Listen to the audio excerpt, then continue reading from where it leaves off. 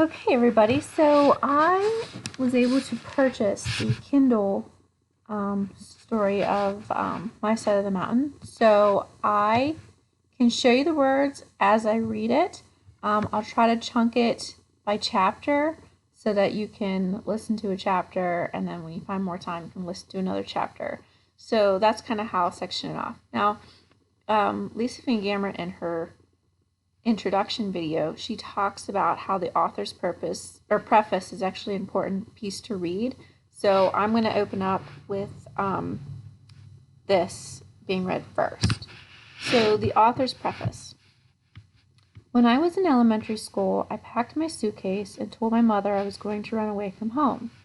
As I envisioned it, I would live by a waterfall in the woods and catch fish on hooks made from the forks of tree limbs, as I had been taught by my father.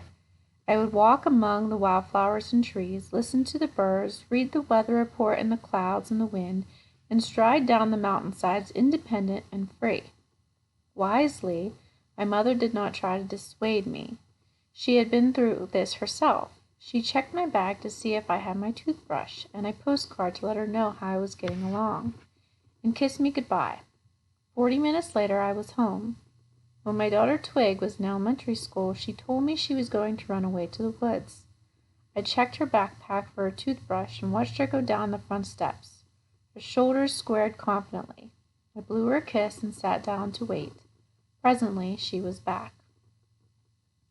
Although wishing to run to the woods and live on our own seems to be an inherited characteristic in our family, we are not unique.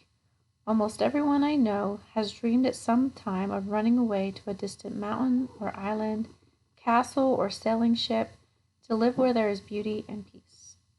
Few of us make it, however. It is one thing to wish to go, and another matter to do it.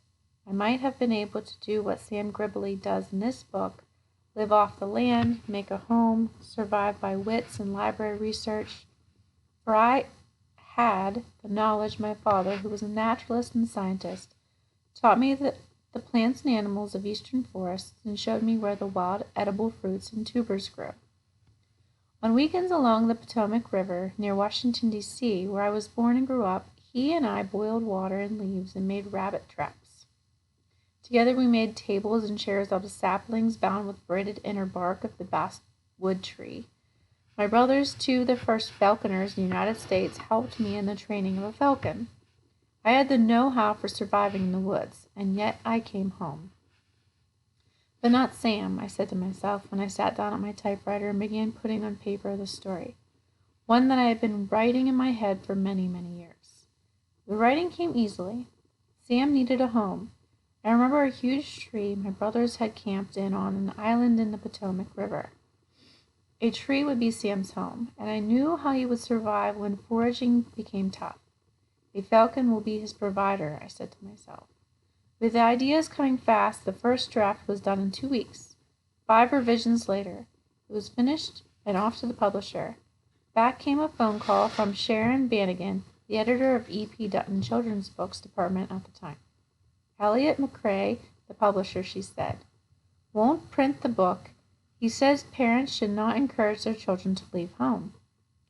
Discouraged, I hung up the phone and walked out into the woods behind the house.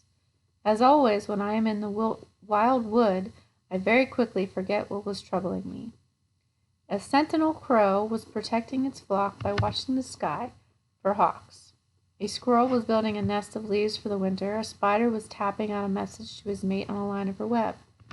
Better to run to the woods than the city, I thought.